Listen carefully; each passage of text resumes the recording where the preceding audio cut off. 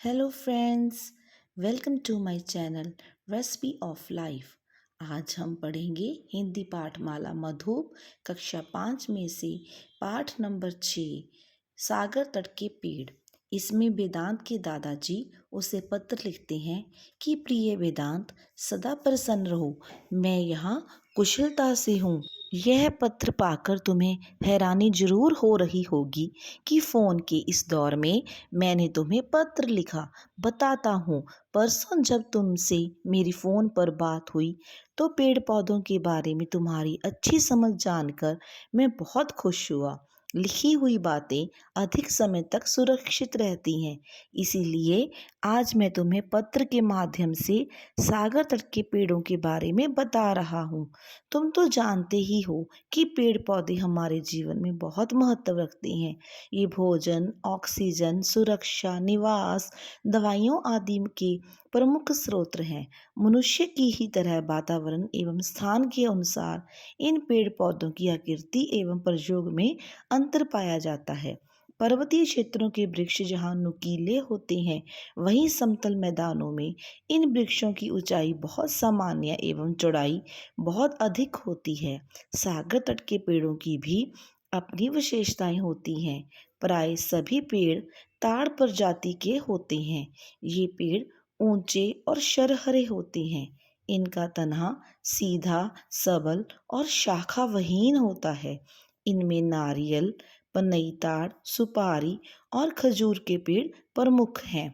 नारियल का पानी और उसकी गिरी तो तुम्हें बहुत पसंद है। हमारे पुराणों में नारियल फल का विवरण मिलता है। इसके पेड़ की आयु लगभग 80 वर्ष होती है। इसका तना लंबा तथा शाखा रहित होता है। बांग्ला और संस्कृत में इसे नारियल कहा जाता है। 15 वर्ष की आयु में इसमें फल लगने लगता है। यह प्रतिवर्ष लगभग 75 फल देता है। नारियल पेड़ का प्रत्येक भाग उपयोगी होता है। पत्तियों से झाड़ू बनती है। नारियल की जटाओं से रस्सियाँ, चटाइयाँ, थैले आदि बनाए जाते हैं। नारियल की से तेल भी निकाला जाता है, जो खाना पकाने और बालों में लगाने के काम आता है। सूखे नारियल मेवे के रूप में उपयोग किए जाते हैं। नारियल का पानी हल्का, प्यास बुझाने वाला तथा औषधीय गुणों से भरपूर माना जाता है।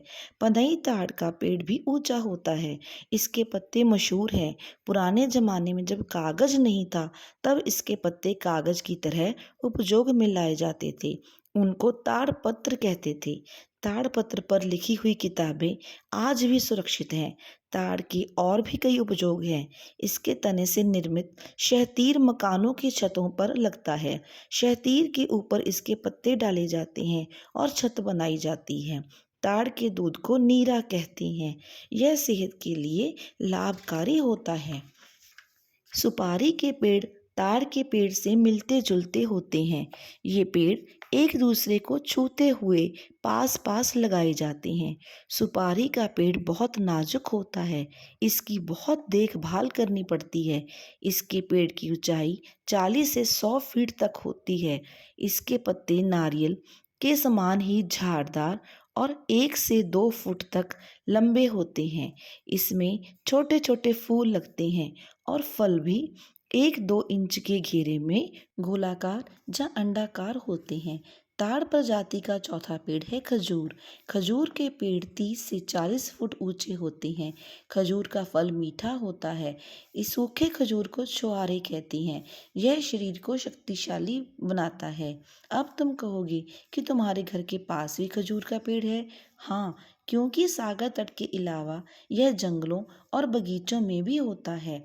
इसकी एक जाति तराई में भी होती है, जिसका फल मीठा नहीं, कसैला होता है कि और केवल चिड़ियों के काम आता है। यह पेड़ बगीचे में खूब सजता है। आसपास के पेड़ों के ऊपर सिर उठाए शोभा देता है। इसके सुनहरी फल धूप में चमकते हैं। खजूर के रेशे कई कामों के लिए प्रयोग में लाए जाते हैं। अभी पत्र समाप्त कर रहा हूँ। आशा है इस जानकारी ने तुम्हारा ज्ञानवर्धन किया होगा। पत्र लिखकर अवश्य बताना। तुम्हारा दादा Damodar. Thanks for watching. Please like, share and subscribe my channel.